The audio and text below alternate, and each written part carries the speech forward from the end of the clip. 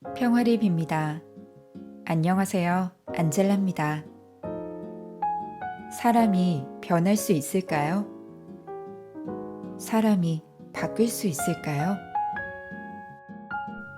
사람은 절대 안 변한다 라는 말처럼 그런 경우가 많아서 사람은 바뀌지 않는다는 말이 더 맞는 것 같기도 해요. 3살 버릇 여든까지 간다는 말도 있듯이요. 실제로 그렇습니다. 아이가 자라나는 환경에 따라 아이의 정서나 뇌 발달에도 영향을 준다는 근거도 있으니까요. 하지만 하느님 말씀과 가까이 하며 살다 보면 부족한 나를 좋은 방향으로 이끌 수 있습니다. 아직 갈 길이 멀었지만 신앙 속에서 세상을 살아가는 것과 그냥 살아가는 것은 분명한 차이가 있으니까요. 나의 변하지 않는 습관 중 하나는 뒷담합니다. 남이 하는 부정적인 말에 동조하기도 하고 내 안에서 스스로 상대방을 부정하는 말을 내뱉기도 하는데요. 참 갈 길이 멀었구나 싶지만 그래도 그것을 자각하고 주님 말씀대로 살아가려는 노력은 결국 빛을 발할 것입니다. 나의 나쁜 버릇, 나쁜 습관에서 해방되기 위해 오늘 복음 함께 할게요.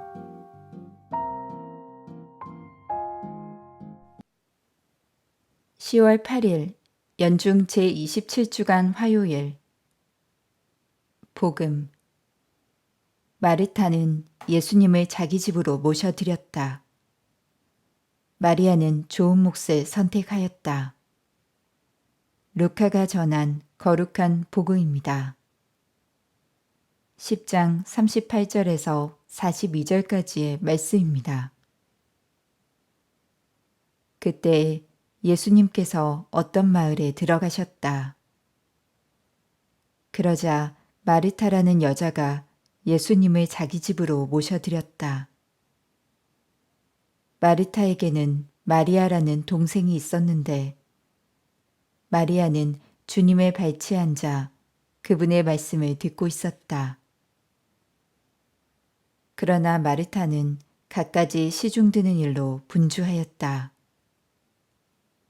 그래서 예수님께 다가가 주님, 제 동생이 저 혼자 시중들게 내버려 두는데도 보고만 계십니까? 저를 도우라고 동생에게 일러주십시오. 하고 말하였다. 주님께서 마르타에게 대답하셨다. 마르타야, 마르타야, 너는 많은 일을 염려하고 걱정하는구나. 그러나 필요한 것은 한 가지뿐이다. 마리아는 좋은 몫을 선택하였다. 그리고 그것을 빼앗기지 않을 것이다. 주님의 말씀입니다. 오늘의 묵상. 오늘 복음에선 예수님께서 마르타와 마리아 자매의 집을 방문하신 이야기를 들려줍니다. 동서고금을 막론하고 손님을 맞이하는 것은 보통 신경 쓰이는 일이 아닙니다. 따라서 예수님께서 오셨을 때 마르타가 바빴다는 것을 쉽게 이해할 수 있습니다. 마르타 입장에서는 시중드는 일은 도와주지 않으면서 예수님 발치에 앉아만 있는 마리아가 원망스러웠을 것입니다.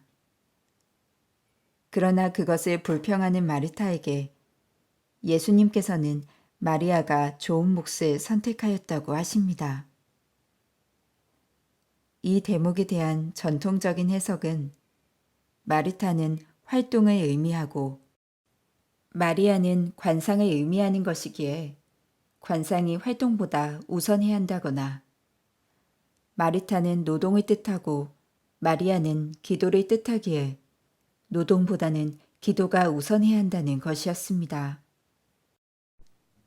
그러나 예수님을 맞이하는 마르타나 마리아의 마음이 서로 달랐을 것 같지는 않습니다.